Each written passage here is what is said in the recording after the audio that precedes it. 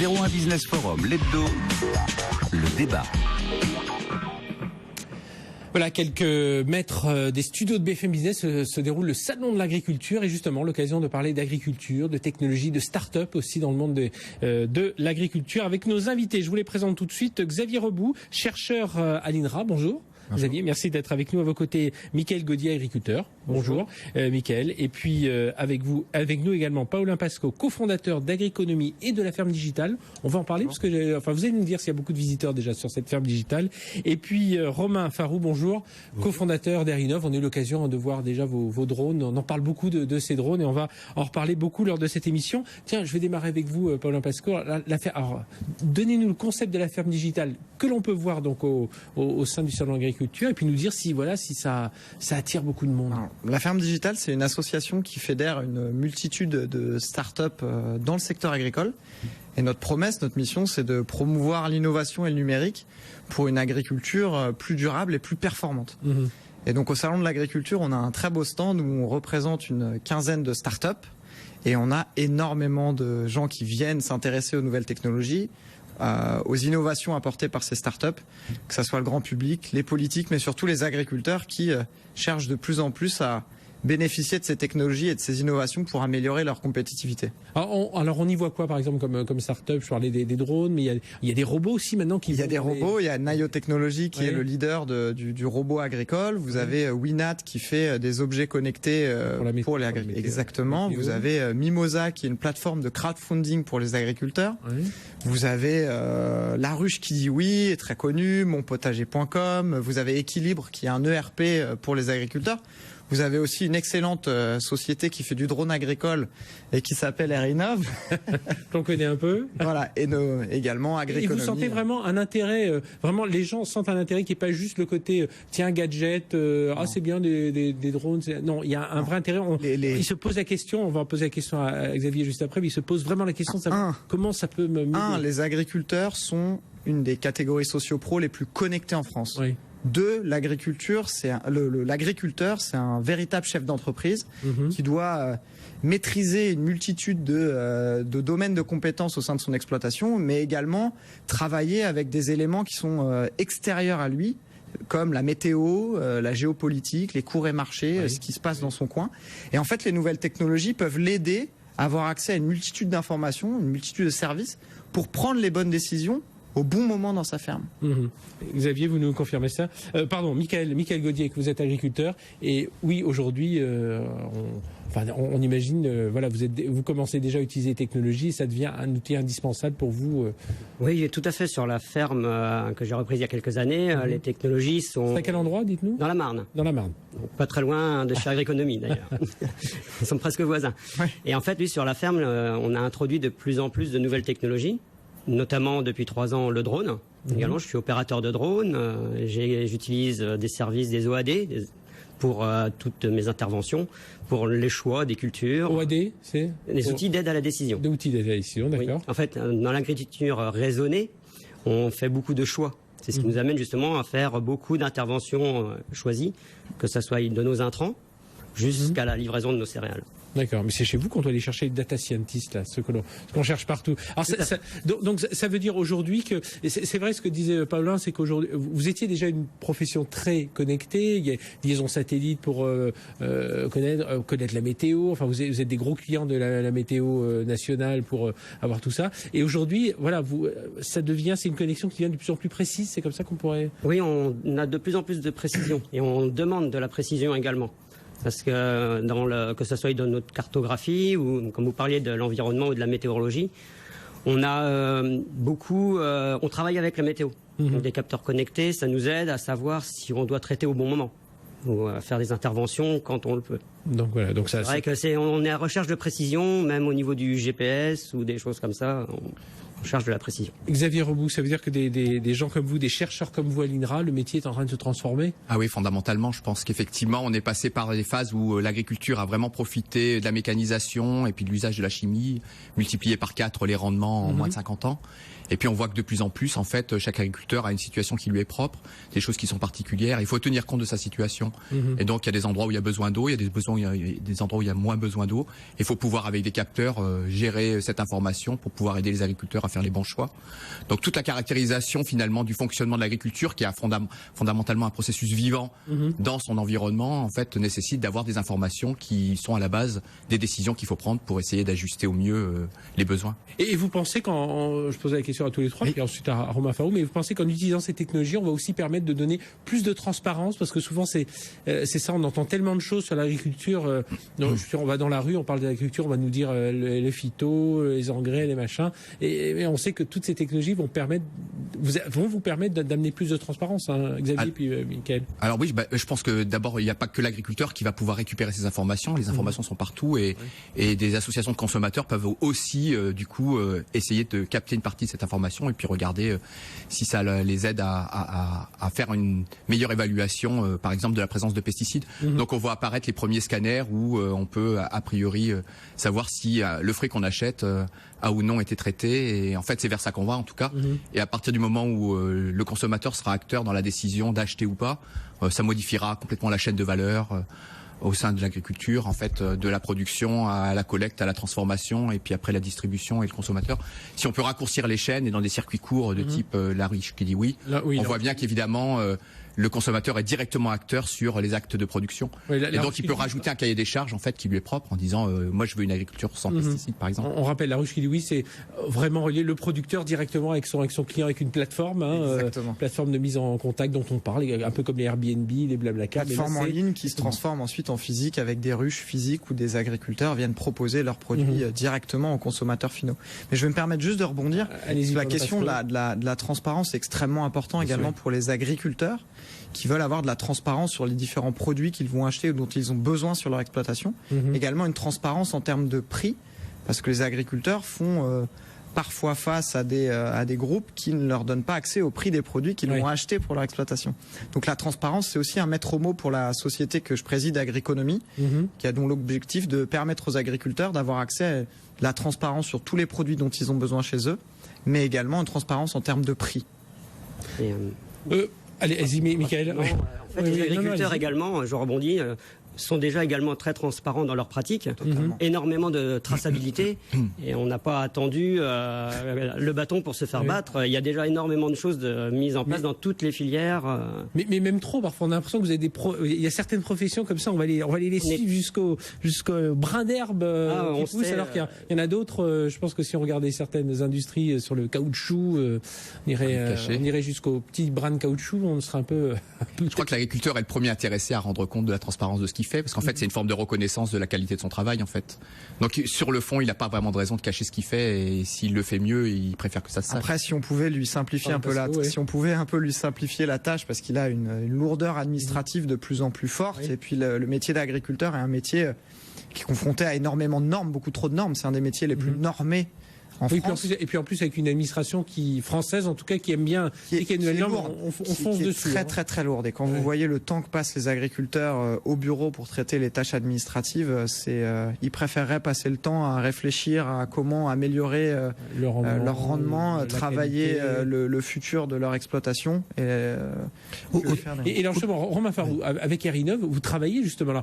Les drones, où on pouvait voir ça il y a 3-4 ans, on aurait vu ça comme un gadget, mais aujourd'hui, c'est un véritable outil dans tout ce que vous faites, notamment avec Airinov, avec ces capteurs, les données que l'on récupère. Bien sûr. Alors il y a 3-4 ans, on était ceux qui avons aidé à passer ce frein psychologique de se dire mais que les drones vont venir faire au niveau des agriculteurs. Et puis Michael, par exemple, a fait partie du profil des agriculteurs un peu early adopters qui ont senti le vent tourner, ont senti que c'était des technologies qui étaient quand même très pragmatiques dans la finalité de ce qu'elles allaient permettre à l'agriculteur, c'est-à-dire une meilleure connaissance, une meilleure observation, une meilleure information, et ça reboucle avec ce que j'ai entendu là et qui pour moi se traduit dans le fait qu'autour de l'agriculteur tout va plus vite.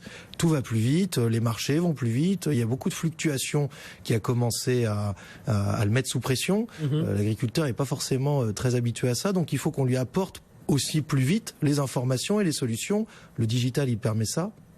pour se rassurer, pour rester maître de son destin et de son outil de production. On peut le faire effectivement avec un marché, un consommateur qui lui aussi veut plus vite savoir ce qu'il est en train de consommer, comment ça a été produit, et on peut lui amener cette info. Puisqu'on le fait pour la réglementation, on aime autant le faire pour le consommateur. Hein. Finalement, ça nous fait plus plaisir de lui dévoiler à lui qu'on a bien fait le job et qu'on souhaite le faire encore mieux.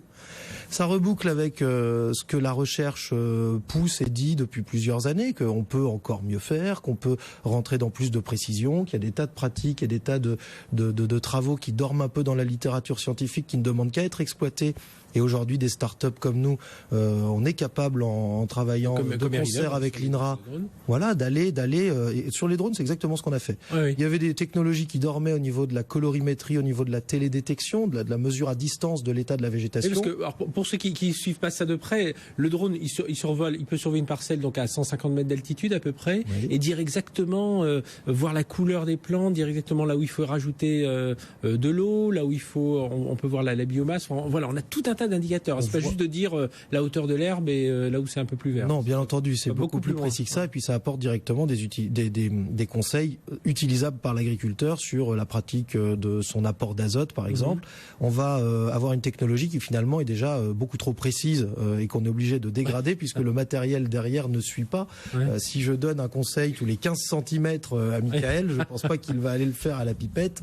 Il va quand même le faire avec un tracteur, donc il faut qu'on lui donne quelque chose. J'ai vu au salon une vigne artificielle où ils étudient le jet des produits par jet propulsé. Individuel, bien sûr. Alors tout ça existe. Marge d'amélioration.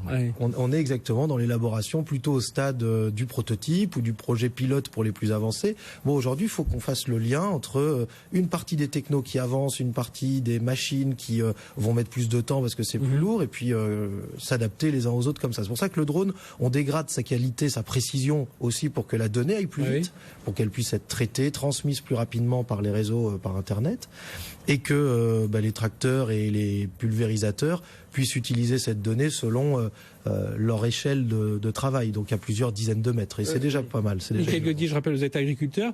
Vous, c'est ce qui vous intéresse, c'est vous, pour pouvoir faire ce que disait Paolo Pasco, c'était ça, c'est pouvoir vous consacrer à votre produit, à votre terrain, à l'amélioration, le rendement, une meilleure qualité, et pouvoir travailler avec des chercheurs, avec des startups qui vous simplifient la vie. Hein. C'est ça votre demande aujourd'hui? Oui, tout à fait. On cherche à avoir des outils vraiment qui puissent nous aider à piloter nos fermes de A à Z.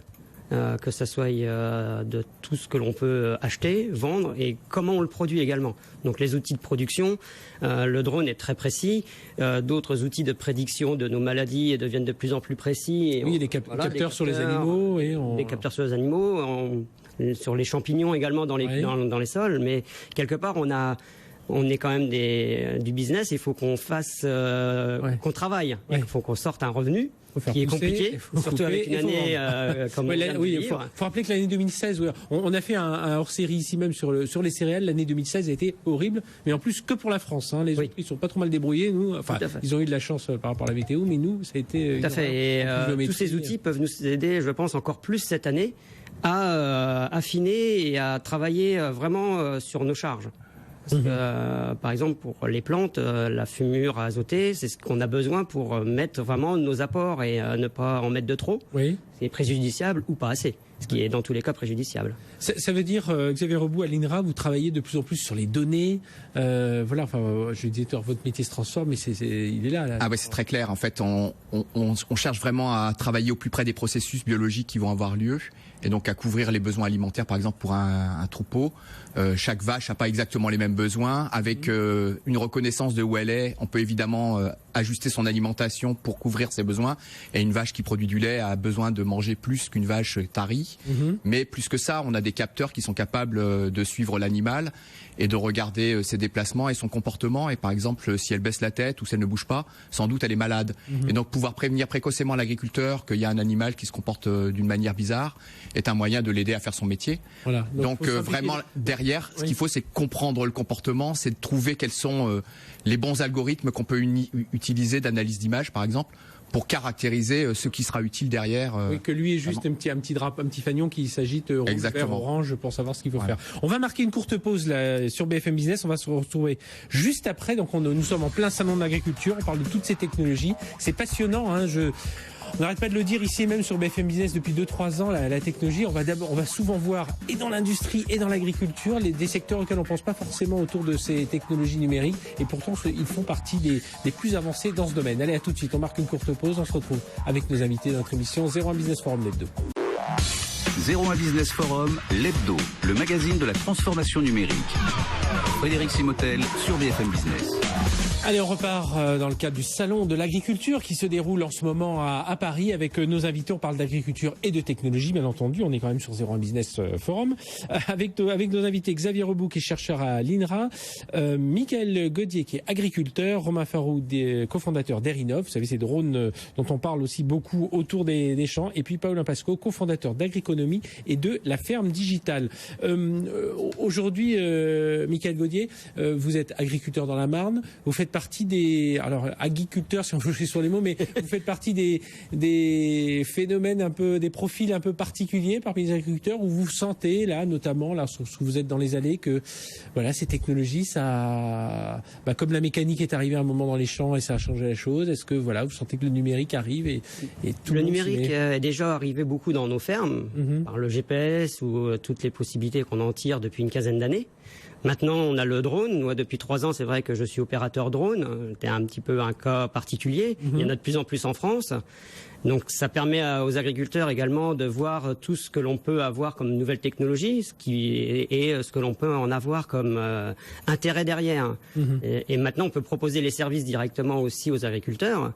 Et c'est très bien parce que les gens n'ont peut-être pas forcément les capacités ou pouvoir le faire, et donc de pouvoir proposer un service ouvert à tous, c'est très bien pour justement que chacun puisse y trouver son intérêt, trouver les petites choses à droite, à gauche qui vont lui servir. Oui, tout le monde ne servira peut-être pas pour aller vendre ses céréales, mais peut-être lui il ira chercher un outil spécifique pour acheter ses engrais ou comme moi faire de la cartographie pour piloter.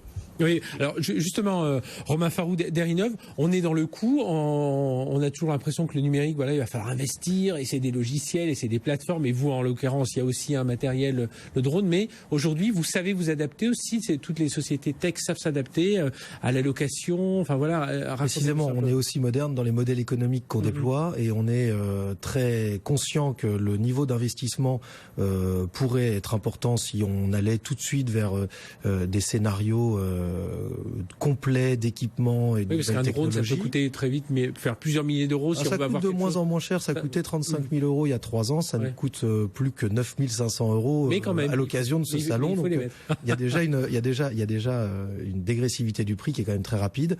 Cela dit, des acteurs comme Michael, par exemple, permettent à ses voisins d'accéder à la simple prestation de service en investissant quelques centaines d'euros seulement. Oui. Et ça, c'est quelque chose qui... J'avais retenu une fois quelque chose, c'était 15 euros d'analyse par hectare ou tout comme ça. Et 10 euros même pour certaines prestations en envol, sur le blé par exemple, pour apporter la meilleure dernière dose qui est destinée plutôt à valoriser son taux de protéines. On le fait pour 10 euros de l'hectare. À 10 euros de l'hectare, si vous réussissez votre taux de protéines, vous allez gagner bien plus. Et donc, ça va être extrêmement rentable d'avoir investi dans cette prestation de service. On n'est donc pas obligé de passer tout de suite à l'équipement, on n'est donc pas obligé de se jeter à corps perdu dans un sujet qui pourrait paraître un petit peu inconnu au départ. Alors nous, on le documente de plus en plus, on est très nombreux maintenant et on est tous... issus du monde agricole pour la plupart, dans les startups du digital, parce que ce sont des technologies dans lesquelles on peut investir, nous, de manière raisonnable quand on est des utilisateurs qui voulons répondre à notre propre besoin. On crée notre startup, on voit un peu ce qu'on a autour de nous de disponible comme technologie web, technologie virtuelle, capteurs, et puis on les met en œuvre avec beaucoup de pragmatisme, avec une forme de travail sur la communauté qui marche très bien. La meilleure des communautés d'utilisateurs de services drones, c'est celle que quelqu'un comme Michael pourra fédérer autour de lui localement dans sa région. Donc on capitalise sur plusieurs notions, des notions qui permettent d'être à la fois dans une vision très industrielle et très massive, et en même temps toujours basée sur des acteurs locaux et des communautés, des ambassadeurs et de la proximité. On veut pas que ce digital donne le sentiment d'être immatériel, de pas être concret. Nous, ce qu'on fait, c'est le lien entre des parents qui ont des valeurs très concrètes et des usages et des habitudes vraiment de terrain. Nous qui sommes jeunes, qui appréhendons le digital avec pas trop de freins et qui nous rendons compte très vite de ce que ça apporte dans le métier de nos parents. Oui. Et donc, on les aide à faire le lien. Voilà. Et on leur fait des sites web où on leur met des boutons rouges, des boutons verts, parce qu'on sait très bien que la plupart d'entre eux vont pas avoir envie de geeker ou d'aller dans des trucs open source à coder. Paulin Pasco, c'est ce que vous faites aussi avec Agriconomie ? Oui, totalement. Alors vous, votre société, c'est une marketplace. Hein, c'est une marketplace, c'est une plateforme en ligne, un site internet qui permet aux agriculteurs d'acheter facilement et au meilleur prix tout ce dont ils ont besoin sur leur exploitation, que ce soit des semences, des pièces détachées, etc. Donc on était 3 il y a 3 ans. Aujourd'hui, on a 50 salariés qui travaillent tous les jours pour l'agriculteur. On a aujourd'hui plus de 8000 clients agriculteurs à travers la France. Donc on est une entreprise qui commence à grossir et à créer de plus en plus de valeur pour les agriculteurs. Et qu'est-ce qui fait qu'ils vont aller plutôt vers des solutions spécialisées que vers, on imagine que aussi les fournisseurs aussi ont leur propre plateforme. Et vous, c'est ça, il y a un côté, ce que disait Romain à l'instant est important, un côté proximité, un côté communauté qui est important. Nous, la communauté est extrêmement importante pour Agriconomie. Aujourd'hui, quand on a un agriculteur dans un coin de la France qui vient faire ses approvisionnements sur Agriconomie, 2 à 3 semaines après, on peut être certain qu'on a une vingtaine d'agriculteurs. Donc nous, on a un côté très digital parce que notre vitrine est sur Internet.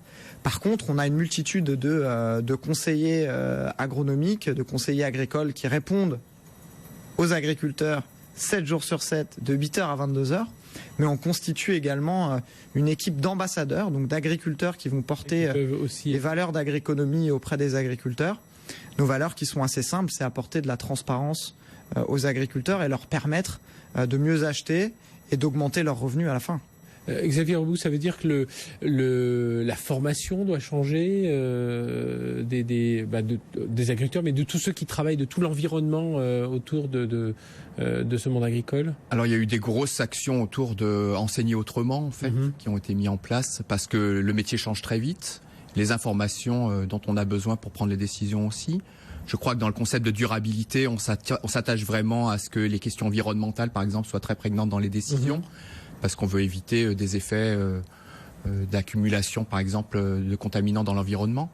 Et donc, ces éléments-là rentrent maintenant en ligne de compte dans ce que les gens apprennent et derrière la manière dont ils vont pouvoir le déployer chacun sur leur exploitation en fonction de leur situation qui est propre. Oui, c'est un phénomène intéressant aussi qui montre bien que depuis 15-20 ans, depuis le GSM, depuis les smartphones, ça a été un vecteur qui a amené l'agriculteur à beaucoup plus se reconnecter à la société civile traditionnelle. Oui. Moi, j'ai claqué la porte du tracteur il y a 15 ans parce que foncièrement... Vous êtes d'une famille d'agriculteurs, c'est ça? Famille d'agriculteurs. Je suis parti une dizaine d'années voler de mes propres ailes, puis je suis revenu voler sur l'exploitation. Et c'est vrai que ça donne plus de... c'est quand même plus interactif aujourd'hui d'envisager d'être agriculteur qu'il y a 15 ans, parce que vous allez avoir la technologie à votre disposition avec la même connexion que si vous étiez en centre-ville dans votre bureau, sur votre smartphone. Oui, d'où l'important. On parle souvent de la fibre un peu partout. Et c'est pas un luxe, hein, c'est pas que pour les entreprises, c'est aussi pour les particuliers certainement, mais aussi pour les agriculteurs, pour avoir toutes ces données, ces informations. Bien entendu, c'est très important. Il y a aussi des formes de réseaux qui vont intéresser le monde agricole, plus même que la société civile urbaine. Les réseaux objets connectés, les réseaux bas débit, les réseaux d'objets connectés. Là, ça prend un sens phénoménal au moment où on veut monitorer un peu plus ces fermes. Mais pour la partie formation, pour revenir sur ce qui était dit, c'est intéressant aussi parce qu'on voit que les MOOC, ça marche très bien, les serious games, ça marche très bien, les agriculteurs, les techniciens agricoles, ils sont très clients de ce genre de choses. Il suffit simplement qu'ils y aient accès. Moi, crois que ça a renforcé l'intérêt pour les agriculteurs, pour les étudiants en fait de travailler sur l'agriculture. En fait, on aurait pu penser que le numérique, la technologie allait les éloigner, et en fait c'est pas le cas. Au contraire, on a même du monde qui n'est pas du monde agricole. Avant, dans les BTS agricoles, on trouvait que des fils agriculteurs. Maintenant, ça y est, on trouve des gens qui arrivent. Moi, c'est un petit peu mon cas. Je suis à l'inverse de Romain. À l'origine, je suis pas du tout du monde agricole. Ah oui, pas du tout. Pas du tout. J'ai fait de l'aéronautique et c'est une reconversion l'agriculture. Donc c'est vrai que j'y ai trouvé un intérêt. Et maintenant même, je vais dispenser en fait la bonne parole, même ou dans certains organismes de formation, faire des présentations, montrer à des lycées agricoles. Et effectivement, les jeunes sont de base attirés par toutes les nouvelles technologies, mais ils voient également qu'ils pourront en tirer un avantage sur leur future ferme, parce que c'est vraiment la population que l'on aura après qui seront les repreneurs de demain. Et ils voient qu'ils auront un intérêt technologique et ça s'ouvre aux autres. Moi, je vois que ça me permet aussi d'avoir de la communication, d'aller vers les autres, d'aller vers les agriculteurs, de les rencontrer, de les voir. On a un lien social qui se refait avec une partie des nouvelles technologies. Et puis j'imagine que, alors bien sûr, vous n'avez pas la capacité de transformer la météo, mais grâce à ces technos, vous avez la capacité de mieux anticiper. Avant, voilà, bon, la météo, on pouvait à peu près la prévoir, mais là maintenant, vous savez la prévoir avec plus de précision, se dire tiens, finalement cette parcelle, elle est un peu plus comme ça, enfin voilà, il y a ce côté précision qui devient vraiment tout à fait. Au niveau de la précision, je parlais tout à l'heure. On en attend beaucoup et des modèles agronomiques sont basés beaucoup sur la météorologie. Moi, j'ai mon exploitation qui est séparée en deux et je pense que je vais peut-être investir dans une station météo. J'ai une station météo qui n'est pas connectée, mais une qui sera à 15 km de chez moi parce que la météo va être différente pour savoir si je peux y aller ou pas. Oui, parce que les conditions auront fait et les recherches auront fait, les modèles de développement sur les maladies par exemple me diront vous êtes au stade, vous pouvez déclencher votre traitement. Et là on va raisonner notre traitement à l'échelle de la parcelle.